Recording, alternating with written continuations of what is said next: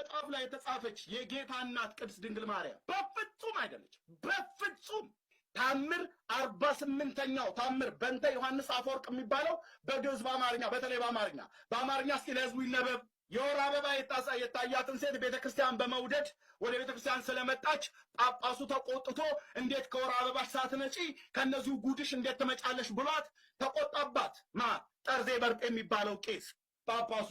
እናስ ከወር አበባ ሳትነጻ ቤተክርስቲያን በመውደዷ ከምዕመናን ጋር ቅዳሴ ለማስቀደስ የመጣችዋን ሴትዮ ለብቻ ከህዝብ ለይቶ ጳጳሱ ለብቻ ለያትና ለምንድን ነው ከነወር አበባሽ የመጣሽው ቤተክርስቲያን?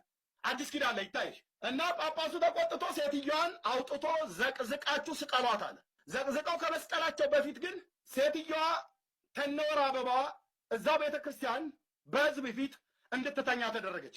ጭንሽን ግለጭ ተባልች ይላል። ወንድሞቼ እህቶቼ ሰሙኝ። ይሄ መጽሐፍ የሚናገረው ጭኗ ተከፈተ። ሴትዮዋ ጭኗ እንድትከፍት ተደረገ። ሀፍረቷ ለሰው ሁሉ ታየ። ጳጳሱ ተቆጥቷል። አውጥተው ዘቅዝቀው ሊሰቅሏት ትእዛዝ ሰጥቷል። ታምር 48 ከሌለ እኔ ኤርሚያስ በአደባባይ ልቀጣ። እህቴ ነው ወንድም። የወር አበባ የታያትን ሴት ቤተክርስቲያን በመምጣት ዘቅዝቃችሁ ስቀሏት። ከመስቀላችሁ በፊት ግን ጭኗን ከፍታ ትተኛ። ከዛስ ለቅዳሴ የመጣው ምእመን ሁሉ በሙሉ ምራቃቸውን በአፍረተ ስጋዋ ላይ ጢቅ ይበሉባት ይላል።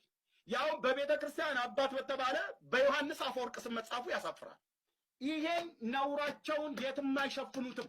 ይህ መጽሐፍ ወይ መቃጠል አለበት ወይ መሰረዝ አለበት። አይቀልዱም ከዚህ በኋላ። ሕያው አምላክ እግዚአብሔር ምስክር ነው። በዚህ ትውልድ ላይ አንዱ ጌታ የሁሉ ጌታ ነው፣ ለሚጠሩት ሁሉ ባለጠጋ ነው፣ የጌታን ስም የሚጠራ ይድናል ተብሎ ነው የተጻፈው አዲስ ኪዳን ላይ። ሀፍረተ ስጋዋ ላይ ምራቃችሁን እንትፍ በሉ። ህዝቡ ሁሉ ተሰብስቦ የሴቷ ሀፍረተ ስጋ ላይ ምራቃቸውን ሁሉ ትፋሉ። ከዛስ ወስደው ጳጳሱ ባዘዘው መሰረት ሰቀሏት ይላል። ትንሣኤ ዘጉባኤ ማተሚያ ቤት የኦርቶዶክስ ማተሚያ ቤት ነው። ትንሣኤ ዘጉባኤ በ1985 ዓመተ ምህረት ለሶስተኛ ጊዜ የታተመው በብፁዕ አቡነ ጳውሎስ ከመለስ ዜናዊ ጋር የሞቱት ጳጳስ በብፁዕ አቡነ ጳውሎስ የፕትርክና ዘመን ለሶስተኛ ጊዜ የታተመው ታምር 111 ታምር የያዘው ታምረ ማርያም ትልቁ ነው። እጄ ላይ ያለው አንድ ቄስ፣ አንድ መምህር፣ አንድ ዲያቆን፣ አንድ ጳጳስ ወጥቶ እስቲ ማስተባበያ ይስጥ። እስቲ ውሸታችሁ ነው ብሎ ይበለን። እስቲ እንዲህ የሚል መጽሐፍ የለም ብሎ ይበለን።